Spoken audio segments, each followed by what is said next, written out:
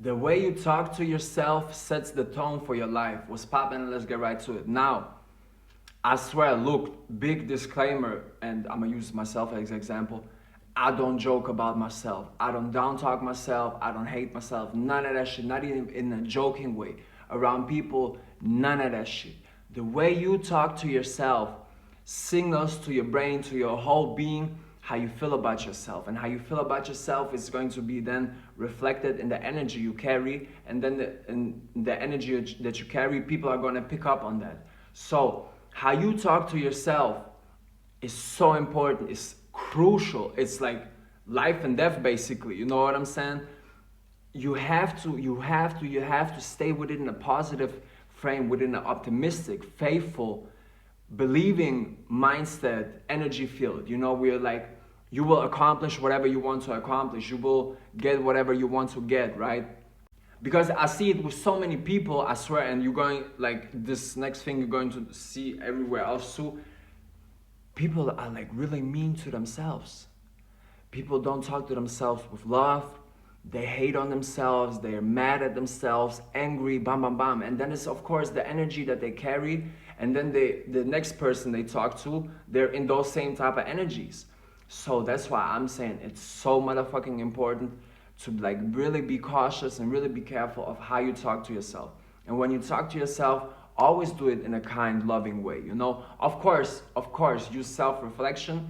And when the inner critic needs to come out, of course, you know, then be honest with yourself too. Because you gotta look at your mistakes, you gotta look at your blind sides and be like, okay, this is where I can improve. But that's a whole separate process that you then do, right? But like throughout life and throughout the day and stuff, when you're just going about your day, you have to stay within those positive energies. You have to stay in those optimistic, faithful energies and loving energies towards yourself and towards believing that everything will work out for the highest good, for your highest good.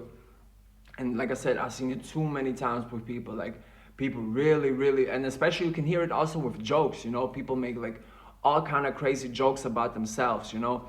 And also when it comes to jokes, always be careful, you know, when someone makes a joke about you, you know, like, because there's always a little bit of truth, you know, within a joke, you know. So if it's something like that's offensive, you gotta peep that shit, because it's like most of the times how that person actually feels about you, you know. A whole different topic, but you get the point. That's why I'm saying stay positive within yourself and how you talk to yourself, because your inner child, you have to understand, your inner child never left you. So that means your inner child is always listening. Now, you wouldn't want somebody else to talk crazy to your inner child / your child version of yourself, right? You wouldn't want them to talk with anger, with hate, with madness, whatever it is, right? So why would you do that then yourself?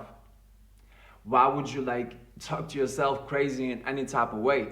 Again, as I said, like, you can use the critic energy and like being honest with yourself, self-reflection, analyzing, sometimes also being a little bit hard on yourself, but you really have to use that.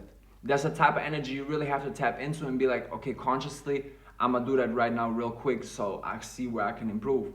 But on the deepest level, don't ever get lost into anything, because like, it doesn't matter anyway, you know, whatever type of problem you have today, most of the times in 1 year from today, it's not even going to be important, you know. But I understand, like, because we're here right now and we're experiencing it, it always feels like the craziest thing ever.